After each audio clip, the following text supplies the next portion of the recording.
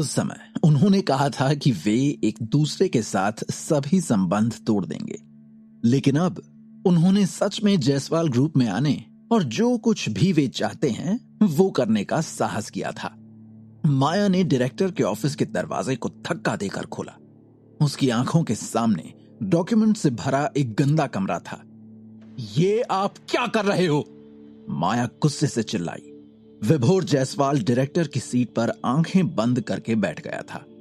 यश जायसवाल और उसका पिता मदन जायसवाल दोनों किसी चीज के लिए कैबिनेट के अंदर छानबीन कर रहे थे।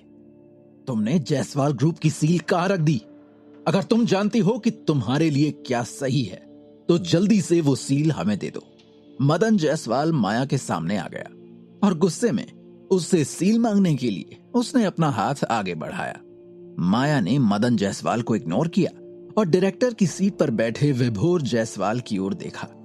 उसने गहरी आवाज में कहा, आपको सील क्यों चाहिए? जायसवाल ग्रुप का अब मेन ब्रांच से कोई लेना देना नहीं है। तुम सच में देशद्रोही हो। ये मत भूलो कि तुम्हारा सरनेम जायसवाल है। जायसवाल ग्रुप तुम्हारी फैमिली का है। दूसरे शब्दों में ये मेन ब्रांच से संबंधित है। अब सील सौंप दो। यश जायसवाल ने माया और कार्तिक को एरोगेंस के साथ देखा। जब उसने कार्तिक को देखा तो वो पहले तो थोड़ा डरा, लेकिन जल्द ही वो शांत हो गया। चेयरमैन, जब ये कंपनी में आए तो उन्होंने आपसे मिलने के लिए काफी हंगामा किया और यहां तक की धमकी भी दी कि अब से जायसवाल ग्रुप उनका हो जाएगा। सेक्रेटरी तनुज ने धीमी आवाज में कहा, हमें किसे डायरेक्टर कहकर बुलाना चाहिए? याद रखें, मेरे दादाजी भविष्य में जायसवाल ग्रुप के डायरेक्टर होंगे। तुम्हें भविष्य में उनकी ही बात सुननी होगी। बेशक तुम्हें मेरी भी बात सुननी होगी।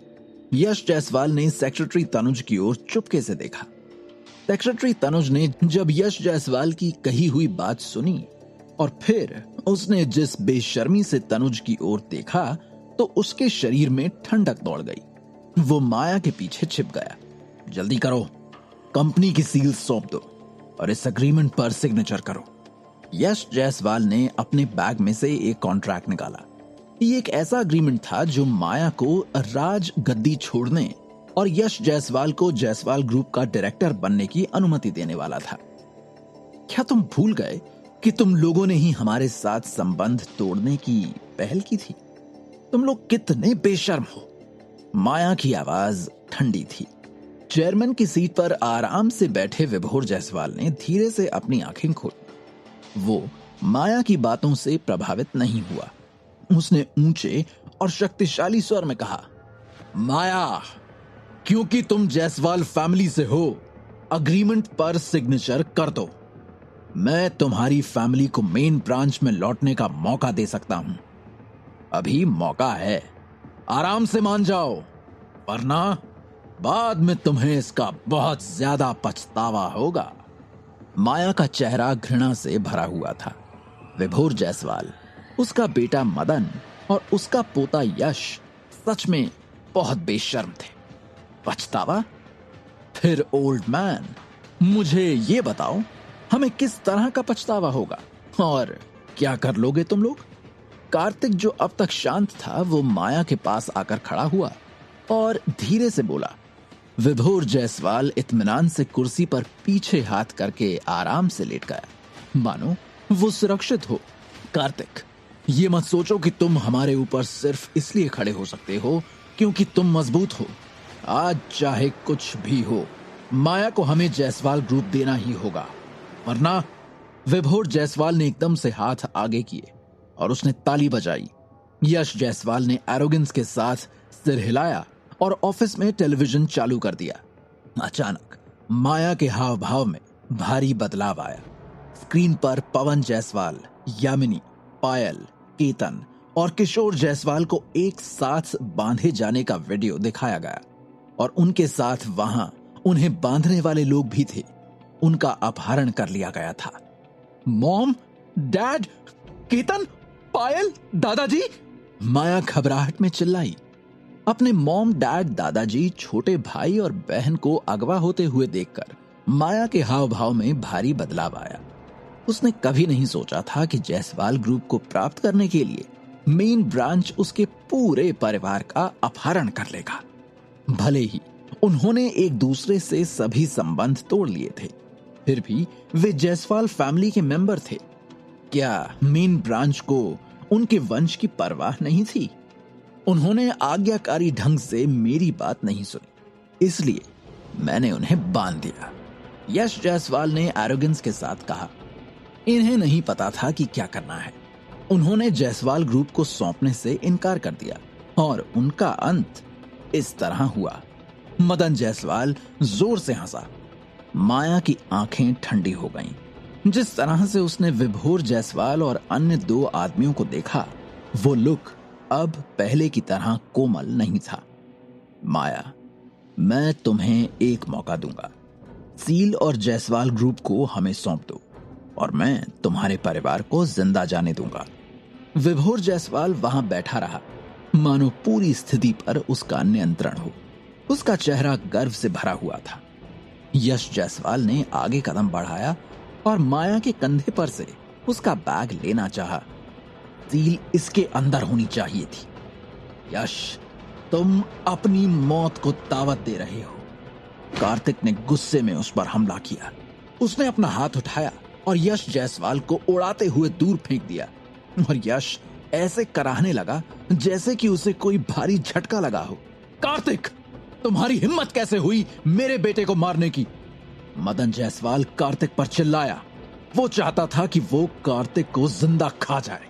कार्तिक ने यश जायसवाल और उसके बाप को डिसरिस्पेक्ट से देखा। फिर उसने विभोर जायसवाल की ओर देखा, जो डायरेक्टर की सीट पर बैठा हुआ था। उसने एरोगेंस दिखाया और कहा, मैं बहुत उत्सुक हूं ये देखकर। मैं जानना चाहता हूं कि तुम सबको जायसवाल ग्रुप में ये सब करने की हिम्मत कहां से मिली? विभोर जायसवाल जोर से हंसा और उसने कहा, कार्तिक, अपने आप को बहुत ऊंचा मत समझो। गुरु, कृपा अपने आप को प्रकट कीजिए। विभोर जायसवाल सम्मान पूर्वक एक दिशा में देखते हुए चिल्लाया। माया और कार्तिक की आंखों ने विभोर जायसवाल की निगाहों का पीछा किया और देखा कि सब कुछ ब्लर था। उसके तुरंत बाद एक लाल रोब वाला बूढ़ा आदमी और एक नीले रोब वाला बूढ़ा आदमी सबके सामने प्रकट हुए। ये दोनों कौन हैं? सेक्रेटरी तनुज चिल्लाया।